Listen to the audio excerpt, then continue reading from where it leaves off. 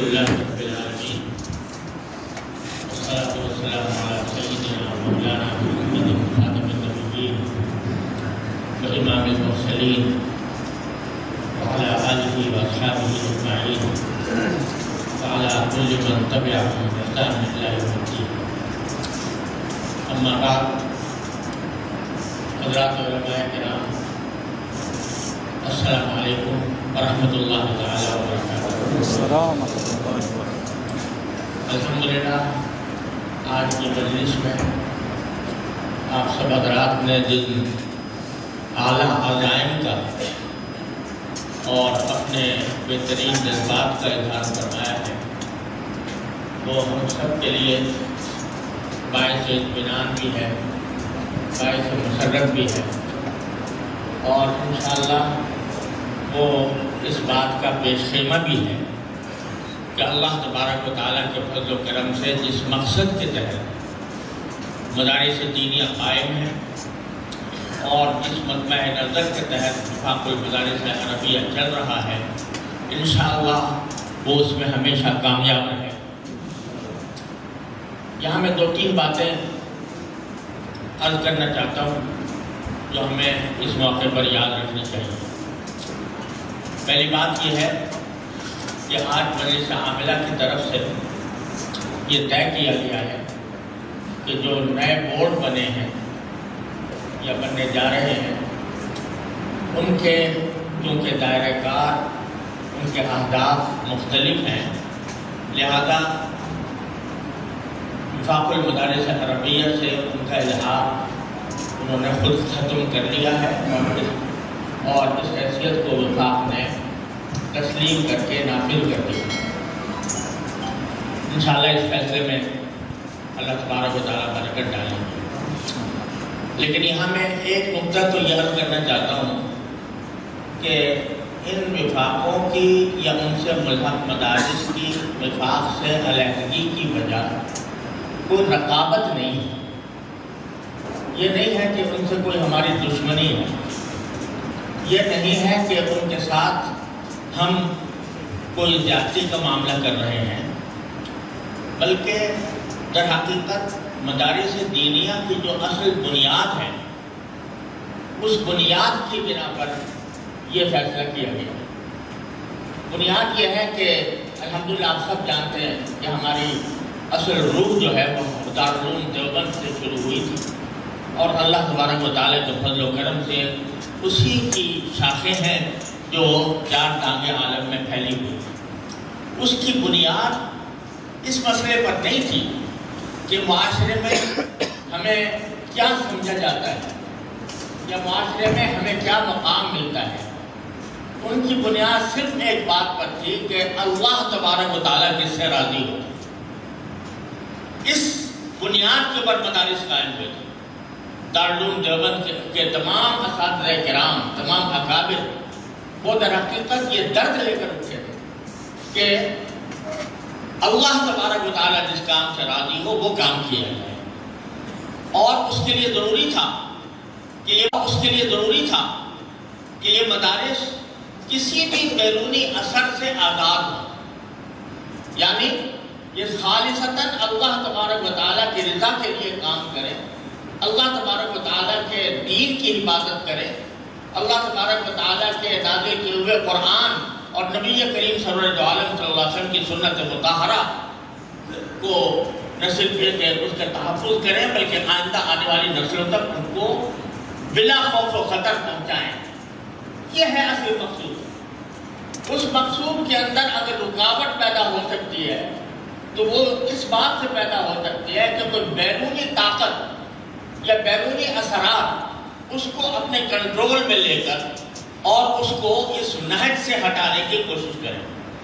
اور ان کو لالچ کے ذریعے یا خوف کے ذریعے اپنے اس مقصود سے ہٹانے کی کوشش کریں۔ ہم یہ سمجھتے ہیں کہ الحمدللہ وفاق المدارس عربیہ نے اب تک ہر مرحلے پر اپنے آپ کو حکومت کے بندھن میں بندھنے یا اس کے کنٹرول میں آنے کی ہر مرحلے پر مخالفت کی ہے، اور اس کے لیے طویل مذاکراتی جنگ لڑی۔ الحمدللہ الحمدللہ ابھی تک وفاق اس کوشش کے اندر کامیاب ہے، اور وفاق کے تحت مدارس بالکلیہ آزاد ہیں، ان کے اوپر کسی حکومت کا کوئی دباؤ نہیں ہے،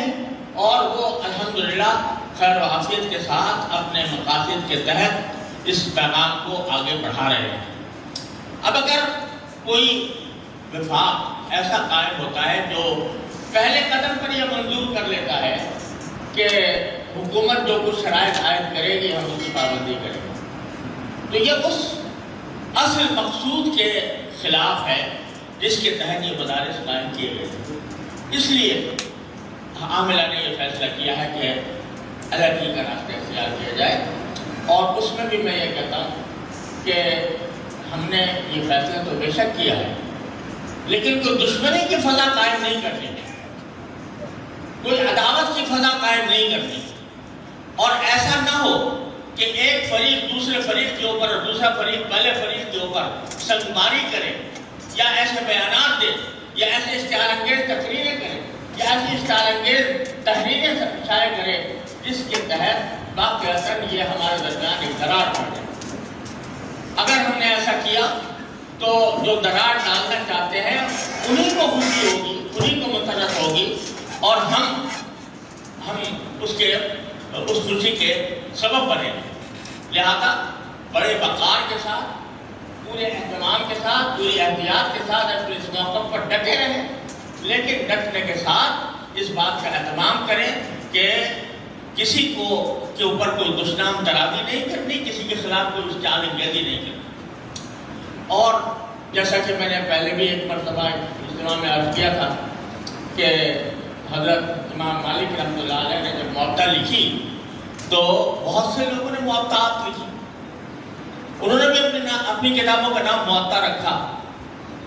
تو حضرت امام مالک رحمۃ اللہ علیہ سے کسی نے کہا کہ حضرت آپ نے تو موطا لکھی تھی، اتنے لوگوں نے بھی لکھنی شروع کر دی۔ تو حضرت امام مالک نے جملہ کہا تھا جو ہمیں ہمیشہ یاد رکھنا چاہیے، وہ جملہ یہ تھا کہ ما کان للہ یبقی، جو اللہ کے لیے ہوگا وہ باقی رہے۔ لہذا اصل چیز یہ ہے کہ ہم اپنے اندر للہیت پیدا کریں، اخلاص پیدا کریں، اور خالص اللہ اور رسول کی صلی اللہ علیہ وسلم کی رضا کی خاطر ہم اپنی خدمات انجام دیں،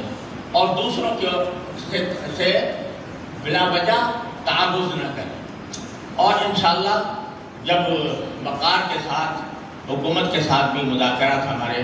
جاری ہیں، اور وہ انشاءاللہ اس میں ہم اپنے مطالبات کو جب تک منوا سکیں گے اس وقت تک منوانے کی کوشش کرتے رہیں گے۔ خدا نہ کرے اگر کوئی ایسی صورت پیدا ہوئی تو ہم بہرحال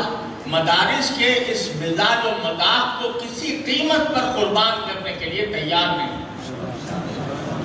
کچھ بھی ہو جائے، کوئی خوف، کوئی لالچ انشاءاللہ ہمیں اس مزاج و مذاق کو سے ہٹنے کے اوپر مجبور نہیں کر سکتا، لیکن یہ اسی وقت ممکن ہے جب کہ سب اتحاد و اتفاق کے ساتھ یہ فریضہ انجام دے۔ اور انشاءاللہ مجھے اللہ تعالیٰ کی رحمت سے امید ہے کہ جس طرح آپ نے اپنے جذبات کا اظہار فرمایا ہے، اللہ تبارک و تعالیٰ کے فضل و کرم سے اس اتحاد و اتفاق کے نتیجے میں انشاءاللہ آپ فتح یاب ہوں گے، آپ کے جو مقاصد حقیقیہ ہیں وہ انشاءاللہ پورے ہوں گے، اللہ تبارک و تعالیٰ اس میں برکت ڈالے گا۔ بس یہ کہ ہم تعلیم کی، مدارس کا کام تعلیم ہے، اور جیسا میں نے عرض کیا کہ جہاں تعلیم کے لیے یہ چیز مضر ہے کہ کوئی بیرونی اثرات اس کے اوپر آئے، ان بیرونی اثرات میں حکومت بھی داخل ہے، اور اس بیرونی اثرات میں سیاست بھی داخل ہے۔ ہم سیاست سے الگ ہو کر، حکومت سے الگ ہو کر، ہم خالص اللہ اور اس کے رسول صلی اللہ علیہ وسلم کی رضا کے لیے اپنی تعلیم میں مصروف رہیں گے تو انشاءاللہ کوئی طاقت ہمیں نہیں مٹا سکے گی۔ اللہ تبارک و تعالیٰ ہمیں اس پر قائم رکھے، اپنے بزرگوں کے طریقوں کو مضبوطی سے پکڑ کر چلنے کی